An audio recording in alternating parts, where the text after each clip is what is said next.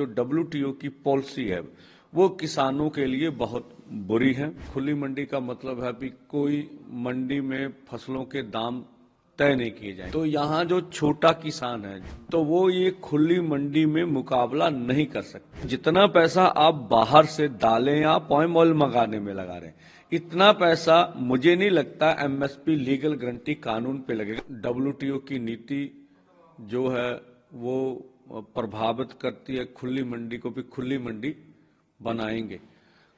बनाएंगे। एक तो वो समझौता अच्छा नहीं। खुली मंडी का मतलब है कि कोई मंडी में फसलों के दाम तय नहीं किए जाएंगे। सरकारी खरीद पूरी तरह बंद करना, जो MSP गारंटी कानून जैसे बनाना या MSP को ऐलान करना, ये सब बंद करने की बात थी। दूसरा, आप मंडी सिस्टम खत्म कर देना। तीसरा, उनमें से जो किसानों को सब्सिडी दी जा रही है वो पूरी तरह खत्म कर देना। तो पूरी तरह प्राइवेट मंडी हो, उसमें से मर्जी हो, सरकार मर्जी से खरीदे, व्यापारी मर्जी से खरीदे, अपनी मर्जी से स्टोर करे और अपनी मर्जी से लोगों को बेचे। तो यहाँ जो छोटा किसान है, जो 1-8 एकड़ का है, 5 एकड़ वाले किसान ज्यादातर यहाँ 83-85% है, तो वो ये खुली मंडी में मुकाबला नहीं कर सकते। और देखिए, अब जो दालें हैं ये लगभग 90-94% बाहर से सरकार मंगा रही है। हमारा कितना डॉलर के रूप में उन्हें सरमाया देना पड़ रहा। अब यही अगर यहाँ पैदा करवाई जाए और ये पैदा करने के बाद जो है उसको मंडी में गारंटी मिल जाए कि हम आपसे खरीदेंगे, तो ये बाहर से मंगवाने वाली चीजें बंद हो जाए। पॉम ऑयल का 2.25 लाख करोड़ का वो कारोबार कर रहे हैं। तो जो जितना पैसा आप बाहर से दालें या पॉम ऑयल मंगाने में लगा रहे हैं, इतना पैसा मुझे नहीं लगता MSP लीगल गारंटी कानून पे लगेगा। जो बोल रहे हैं देश की एक ज्यादा पैसा यहाँ लग जाएगा। तो इसलिए हमने कल बोला था भी जो WTO की पॉलिसी है वो किसानों के लिए बहुत बुरी है, किसानों को अधिकार नहीं देती। दूसरा, जो WTO जिस तरह से उनकी, अब अमेरिका तो ग्रीन बॉक्स में अपने एक किसान को सालाना $85,000 की सब्सिडी दे रहा। हमारी सब्सिडी 258 रुपए है।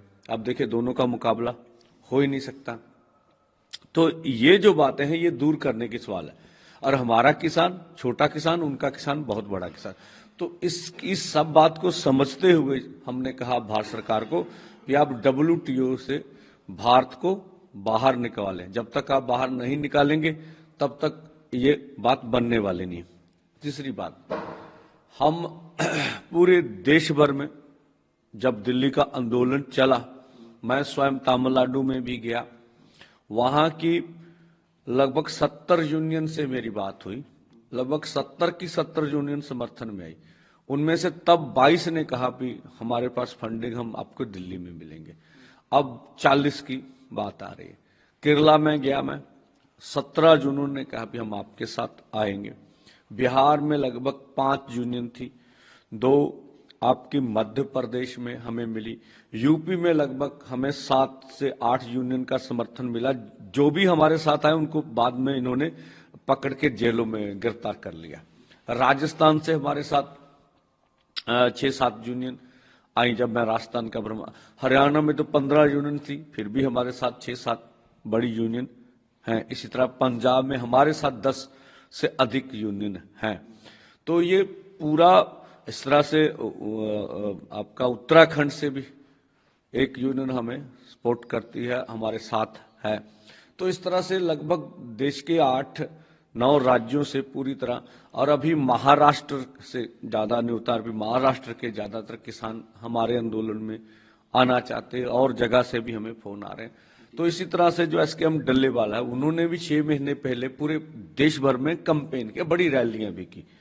तो इस करके दो जो अम्ब्रेला बॉडीज है, इनके बीच हंड्रेड्स ऑफ यूनियंस है। और जब आप 27 और 28 का सम्मेलन होगा तो सभी जो किसान लीडर है आपको नजर आएंगे।